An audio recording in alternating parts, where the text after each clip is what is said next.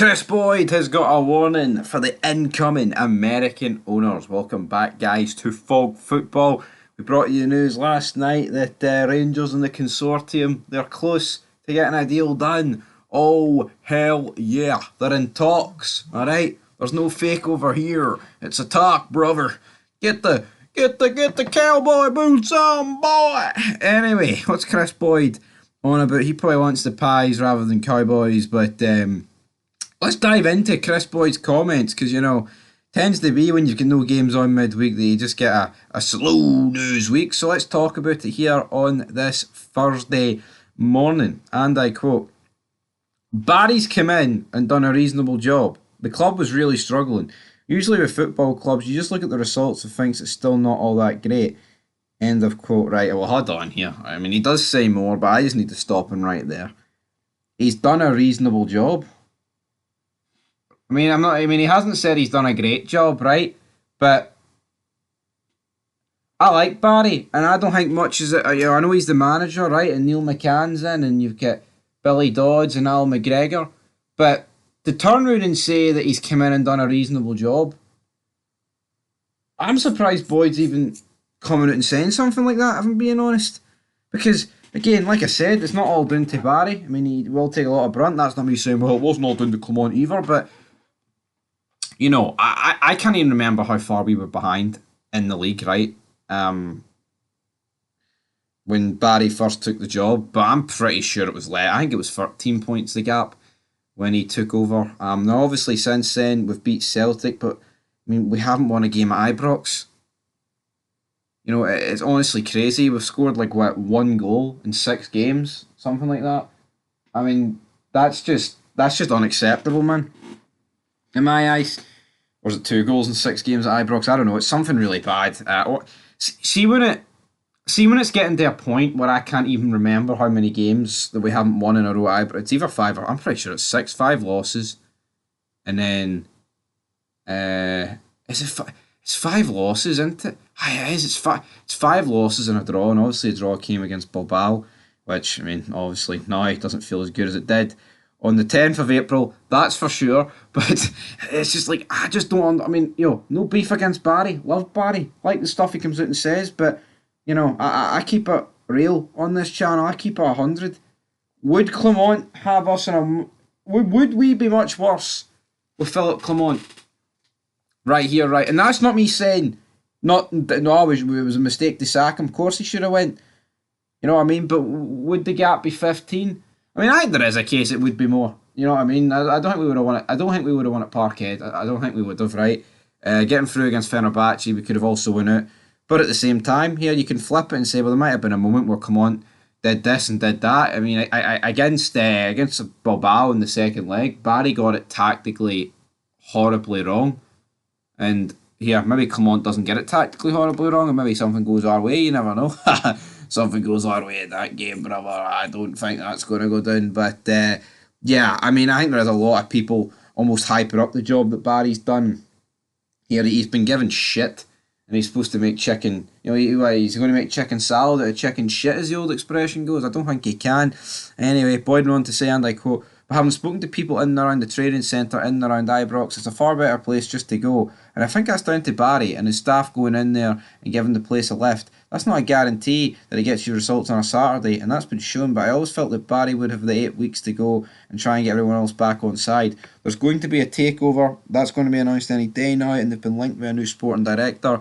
You'd imagine it's going to change all in the summer, but I'm fair up saying the recruitment over the summer for Rangers Football Club. Hold on.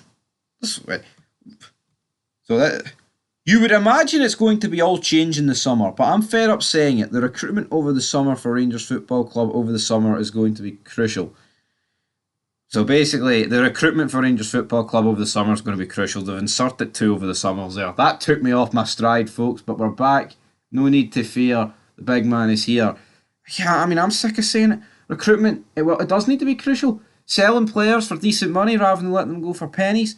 Absolutely. You look at last summer. Look at what you're selling. I wanted Goldson to go, right? And Cantwell, even though Cantwell is better than Barami, right, and things like that.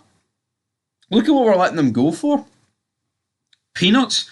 Now, there's players that I don't mind letting go for peanuts. You know, like the Scott Wrights of this world, right? He can go for peanuts. I know you support Rangers, Scott, but I mean, we all do. It doesn't mean if we were playing for the club and we were shite, we all deserve to stay because we bleed red, white, and blue, and you know all the staunchness in the world. If you're not good enough for the club, you can't play. I mean, it's like Andy Halliday. He had to go. You know what I mean? He got us back to a certain level, and then it was like, well, you're not really good enough, Andy. I mean, would he start over most people now? I probably fucking would, but doesn't mean he's great. And I just don't understand why over these past couple of windows we've let so many players go for free, and you know, and then even I mean, I understand contracts run down and we've done piss poor jobs at that, but even the players that have, even the players that we've sold for money, it's minuscule amount of money, man. It's pathetic, and Boyd's he's bang on the banana, man, as some people would say. It needs to be crucial, and I'm sick of it. Honestly, I'm sick of saying that, but he's right. You know, I mean, when will it end, Robbie? To quote Arsenal fan TV, like seriously. Anyway, moving on. I think there'll be a new manager coming in, and obviously new owners. So it's even more crucial with the players that it's going to happen at the top that you get the right players in over the summer to allow you to compete with Celtic over a full season. One-off games, we've seen Rangers can compete with Celtic, but the consistency or lack of it that Rangers have shown this season has been alarming, especially in the league. Everyone look at the Europa League and get into the quarter final. It's a fantastic achievement, but your bread and butter is domestic football. Rangers have failed on that from this year again. End of quote. And again, right, the quarter final of the Europa League, right? I am not saying it's bad, and I'm not saying it is, you know, oh, it's a horrible achievement. But genuinely, man, I don't think getting to the Europa League quarter final is fantastic. I think we've proved, you know, since Gerrard got us back into Europe, we can compete. And I think getting to the Europa League quarter final should kind of be the minimum each year. I mean, I think the true minimum should probably be the last 16 of the Europa League. Now, obviously, if you get into the Champions League, or hell, God forbid, some years you're in the Conference League, you have to adjust your you know, your standards and your expectations and all that stuff. But can we honestly sit here and say that getting to the Europa League quarter final is fantastic? Now, I get it. If we had a double to look forward to, or a league title, or a treble, it would be a nice wee cherry on top. Oh, we even had a wee run in Europe, right? But when you look at the state of our season domestically, right, and I get it, we played a lot of teams in the Europa League that were good. We finished in the top 8. We put out Jose Mourinho's Fenerbahce, who were clear favourites against us. And then you look at Bilbao, who are favourites against us. The tournament's in Bilbao, and everything went wrong against us, right? But at the same time, I am not going to sit here and say getting to the quarterfinals of the Europa League is fantastic. I'm not. Now, if you got to the quarterfinals of the Champions League, that would be fantastic. Like, fantastic. You know what I mean? Fantastic is the kind of word you would associate with, like, you know, like a 9.5 out of 10, a 10 out of 10. I think our Europa League campaign, it could be rated like, what, a 7, 7.5? I mean, maybe an 8 if you're feeling generous, considering, like, we were hard done by. But, yeah, I just, you know, I don't look I don't look at the Europa League campaign and go, that's fantastic. You know, I don't. I mean, because I'm not saying most people would have predicted us, right, to get to the quarterfinals this year, but I don't think that's fantastic. I mean, I think getting to the Europa League finals fantastic. Things like that. I'm not going to sit here, and that's not me downplaying, you know, going far in Europe, but I don't know. I just think calling it fantastic's very. It's like an extreme use of hyperbole, and it doesn't really, you know, the time doesn't match the crime, sort of thing. I don't know. Anyway, that's where we'll leave it down below, guys. Kris Boyd, he's gave his thoughts, but I'm sure we'll be back in some capacity sooner rather than later.